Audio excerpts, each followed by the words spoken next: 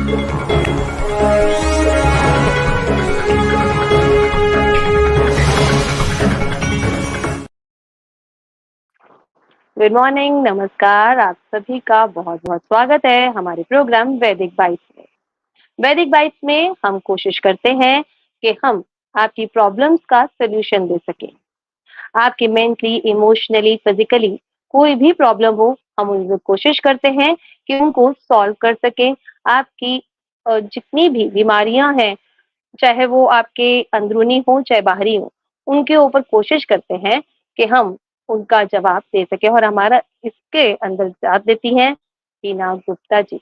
बीना जी, आपका बहुत-बहुत स्वागत है। धन्यवाद बिंदु। नमस्कार। जो दोस्त हमारे साथ अभी जुड़े हैं, जो नए जुड़े हैं, मैं उन्हें बता दूँ कि बीना जी एक एक्सपीरियंस प्राणिक हीलर हैं और देश-विदेश में बहुत सारी अ, वर्कशॉप्स लगा चुकी हैं, बहुत सारे लोगों की प्रॉब्लम सॉल्व कर चुकी हैं और अगर आप भी जुड़ना चाहते हैं, तो सीधा जुड़ सकते हैं। अपने विचार, अपने कमेंट्स नीचे लिखकर भी भेज सकते हैं, अपने सवालों को भी लिखकर भेज सकते हैं और अगर आप चाहें कि आप सीधा जुड़ना चाहते हैं, तो आप सीधे बात भी कर सकते हैं बीना जी से। और दोस्तों, आज हम बात करने वाले हैं आपकी जो मनपसंद, आप जो बार-बार सवाल हमसे कर रहे थे कि हाथों के ज़रिए हम अपने दूसरे लोगों की विशेषताएँ कैसे जान सकते हैं?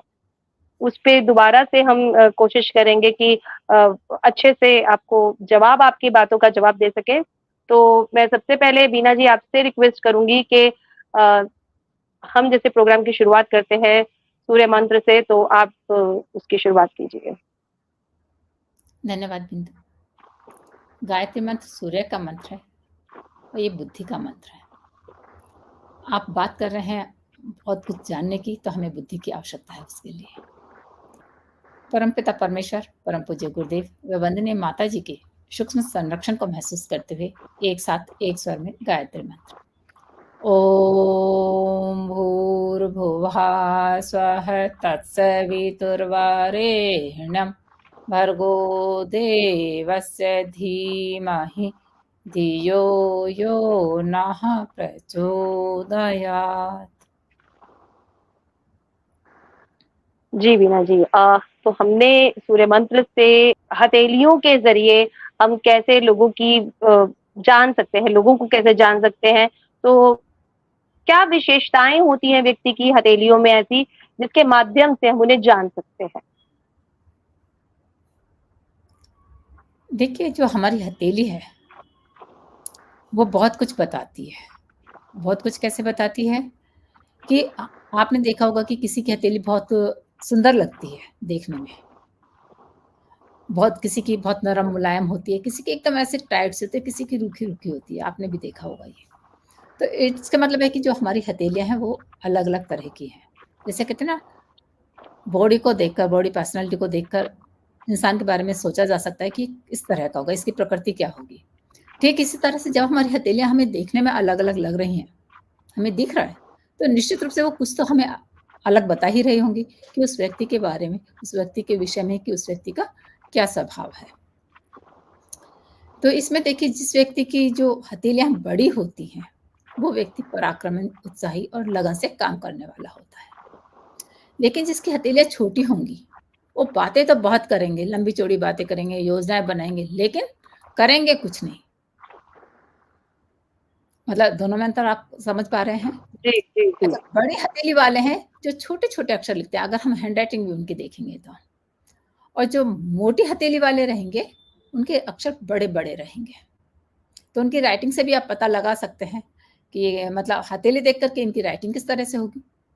अगर आपको सुंदर छोटे-छोटे अक्षर लिखवाने हैं, तो आप बड़ी हथेली वाले लोगों को पसंद करिए। तो मोटी, मुलायम और भारी हथेली वाले व्यक्ति क्या होंगे? व्यसनी होंगे। कोई कहेगा कि भई नहीं, मैं तो किसी भी तरह का वैसा नहीं करता हूँ। चाहे वो अल्कोहल हो, चाहे धूम्रपान हो, चाहे मतलब खाने का हो, कुछ भी हो। लेकिन अगर उनकी हथेली है, तो वो कहीं न कहीं आपसे छुपा रहे होंगे। तो आप महसूस कर सकते हैं। और जो चौड़ी हथेली वाले हैं, ठीक है? जिनकी हथेली चौड़ी-चौड़ी होती है, हालाँकि वो देखने में इतनी सुंदर नहीं लगती है, तो वो उदार मन वाले होंगे। वो दूसरों के साथ नेकी करने वाले होंगे और अनुभवी होंगे, ठीक है?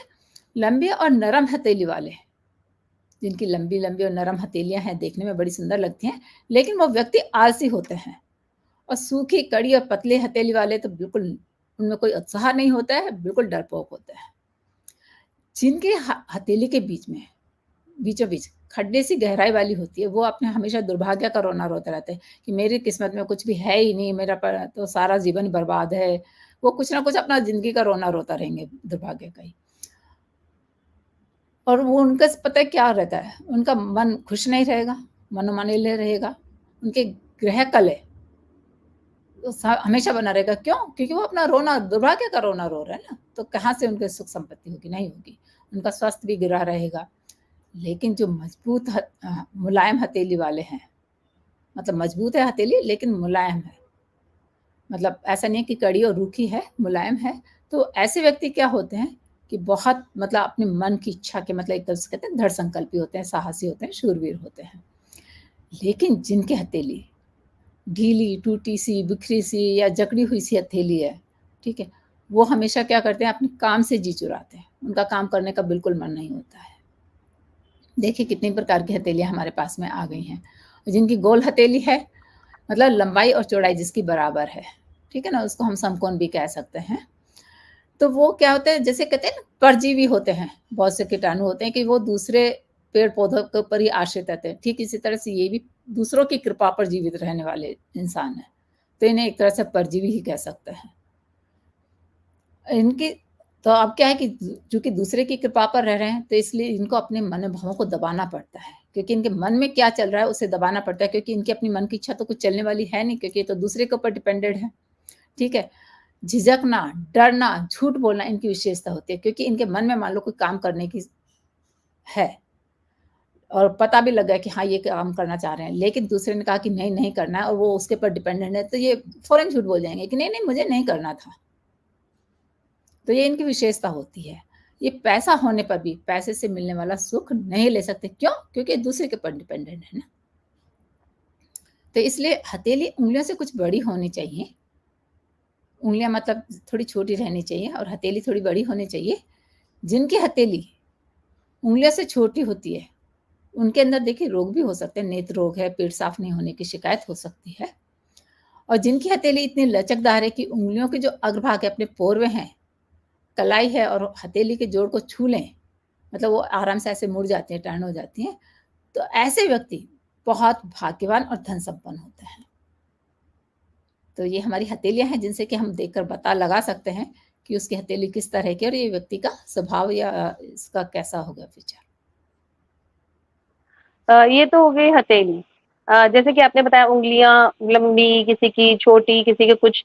तो लंबाई-चौड़ाई के कारण भी क्या व्यक्ति के स्वभाव को हम तय कर सकते हैं? जान सकते हैं उनको? बिल्कुल, जैसे अभी हमने हथेली के बारे में जाना कि हथेली कैसी होनी चाहिए, उँगलियाँ भी अपना महत्व रखती हैं। क्योंकि जो हमारे कहते हैं ना ज्ञान तंतु, जो भी हमारे मस्तिष्क से जो भी नर्व्स निकलती हैं, वो हमारी मस्तिष्क और नेत्रों के साथ-साथ उँगलियों पे विशेष रूप से आती हैं। जिनके जो आध्यात्मिक व्यक्ति हैं, गुरु हैं, वो इसलिए देखो हाथों से आशीर्वाद देते हैं। उनके हाथों से मतलब ऊर्जा निकलती रहती है। वो हाथों से किसी को छू देते हैं तो मतलब उसका परिवर्तन हो जाता है, परिवर्तित हो जाता है। क्या? मन परिवर्तित हो जाता है। उसका रूप रंग तो वही रहेगा, ऐसा नहीं है कि रूप रंग उसका बदल गया है। क्योंकि हाथों से जो ऊर्जा निकलती है, वो उसमें बहुत शक्ति होती है, वो सकारात्मक है या नकारात्मक है।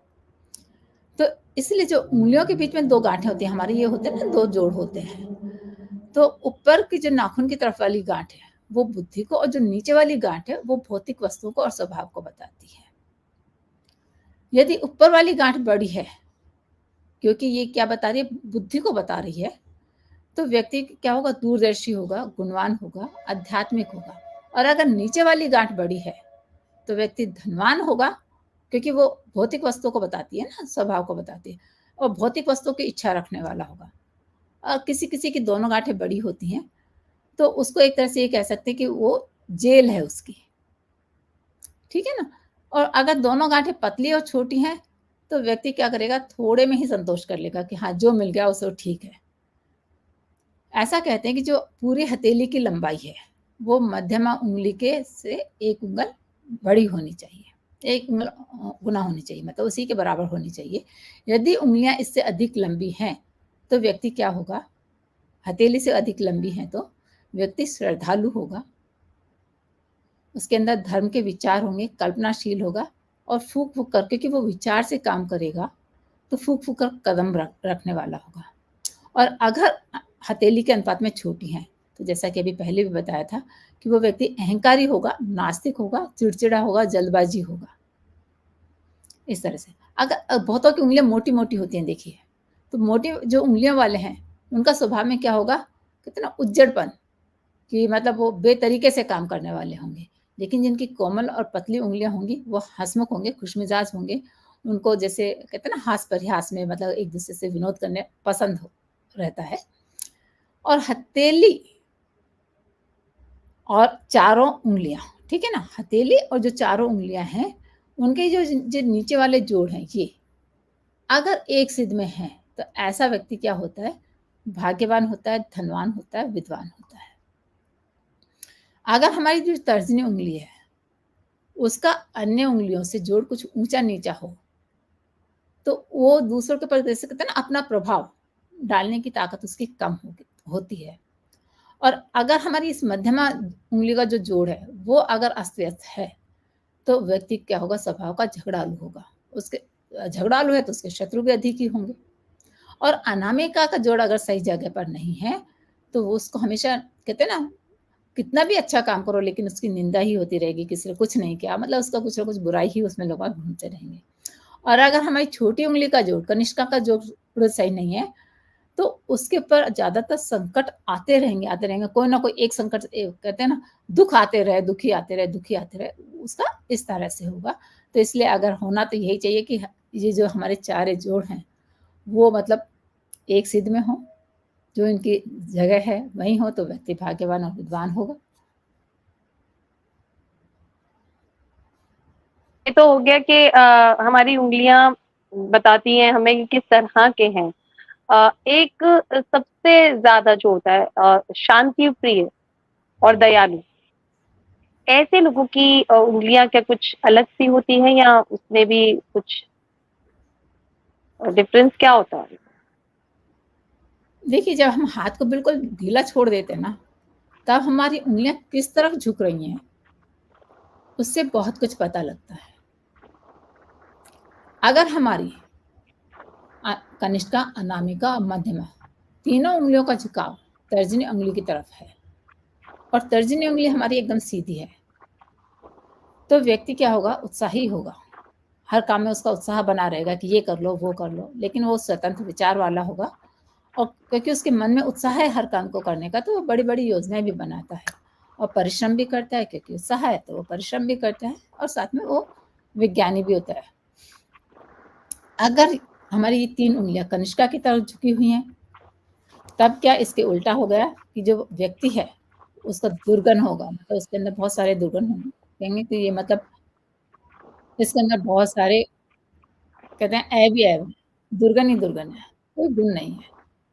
उसका स्वभाव भी अच्छा नहीं होगा, तो फिर ऐसा व्यक्ति क्या होता है, हम कहते हैं जाए तो अच्छा है, मतलब वो अनिष्ट का सूचक होता है। तर्जनी उँगली अगर अंगूठे की तरफ झुकी हुई है, तो बहुत ही उत्तम स्वभाव का व्यक्ति होता है। जैसे कि आपने पूछा दयालु, दयालु भी अभी हम बताते हैं आपको कि दयालु व्यक्ति को आप कैसे पता लगा सकते हैं कि तर्जनी को छोड़कर अगर हमारी तीनों उँगलियाँ सीधी हैं, तो वो व्यक्ति मंदबुद्धि होगा।